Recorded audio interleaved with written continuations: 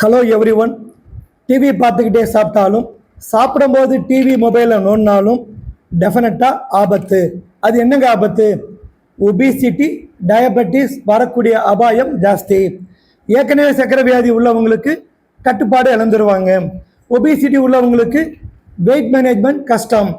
அப்போ ரொம்ப கஷ்டமாக இருக்கே சார், உண்மையா இது? ஆமாங்க.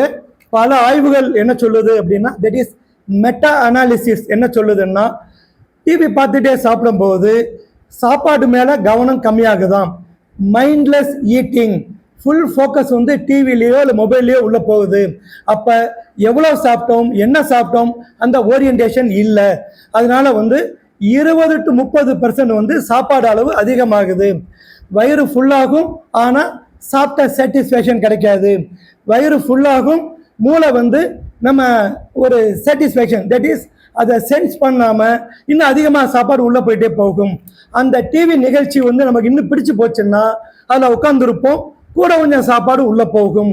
அப்போ அதிகமான கலோரி, வெயிட்டு கூடுது, ஒபிசிட்டி வந்துடுது, இன்சுலின் எதிர்ப்பு தன்மை, ப்ரீ டயபெட்டிஸ், டயபெட்டிஸ் சர்க்கரை வியாதி ஈஸியாக வந்துடும், ஒபிசிட்டி ஈஸியாக வந்துடும்.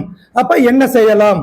ஸோ நீங்கள் நலமான வாழ்க்கை வாழணும் அப்படின்னா டிவி பார்த்துக்கிட்டே சாப்பிடாதீங்க, அல்லது சாப்பிடும்போது டிவியும் பார்க்காதீங்க, செல்லையும் நோண்டாதீங்க. இது யாராலையுமே முடியாதா? 99% பீப்புளுக்கு வந்து இது அப்ளை ஆகும்.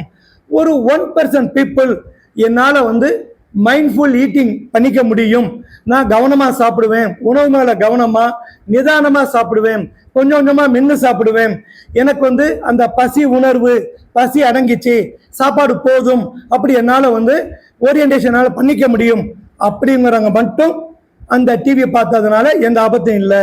ஆசட் டிவி பார்ப்பதனால பிரச்சனை கிடையாது, இந்த மைண்ட்ஃபுல் ஈட்டிங் இல்லாமல் போகிறதுனால தான் பிரச்சனை. Okay, all the best.